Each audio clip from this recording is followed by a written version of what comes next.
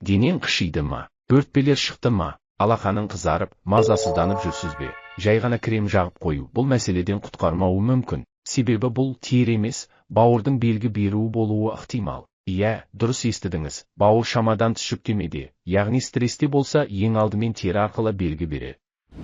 Сізбен бірге доктор Берік, қазақша түсіндіретін денсаулық кеңесшісі. Бүгін біз маңызды тақырыпты бірге талдаймыз. Назар аударатын 7 негізгі белгі бар. Бірінші, үнемі қышыну. Бұл бауырдағы өттің тоқтап, қан арқылы теріні тітіркендіруі. Екінші, көздің ағы мен терінің сарғаюы. Өт дұрыс бөлінбей жатқанын көрсетеді. Үшінші, алақанның қызаруы, бұл бауыр мен қан айналымының бұзылғанын білдіруі мүмкін. Төртінші, тырнақ астындағы апақ өң. Бұл да бауырдың ескерту сигналы. Бесінші, өрмекшінің торындай тамырлар. Көбіне бетте, мойында байқалады.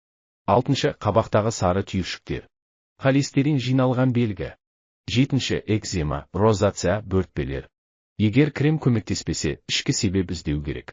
Көп адам бұл белгілерді теріге қарап емдейді. Бірақ негізгі себеп іште, бауырда. Бауыр біздің ағзамыздың тазартушысы. Ол бітеліп қалса, ең бірінші тері зардап шегеді. Сонымен не істеу керек? Бауырға көмектесуді бүгіннен бастаңыз. Таңертең аш қарынға тутка ішіңіз. Тутка бұл бауырға арналған табиғи қорғаныш, оның толық атауы тауросодезоксихол қышқылы. Қысқаша, тутка бұл зат біздің өз ағзамызда да аз мөлшерде кездеседі. Бірақ дәрілік түрі бауырды қорғайды. Өтті еркін ағуына көмектеседі. Сүтті тікен. Растропша қабылдаңыз. Майлы, қуырылған тәттіден бас тартыңыз. Ара-тұра ашығу ағзаға жеңілдік береді. Пробиотиктер мен ашытылған тағамдарды қосыңыз. Бұл қиын емес.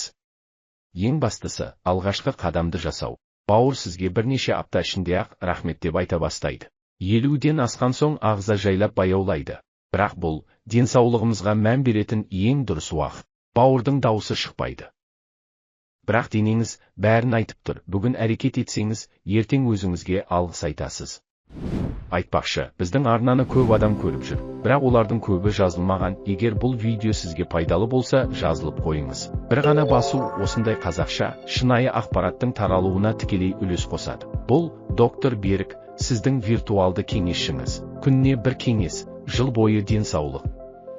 Берік болыңыз, бірге болыңыз.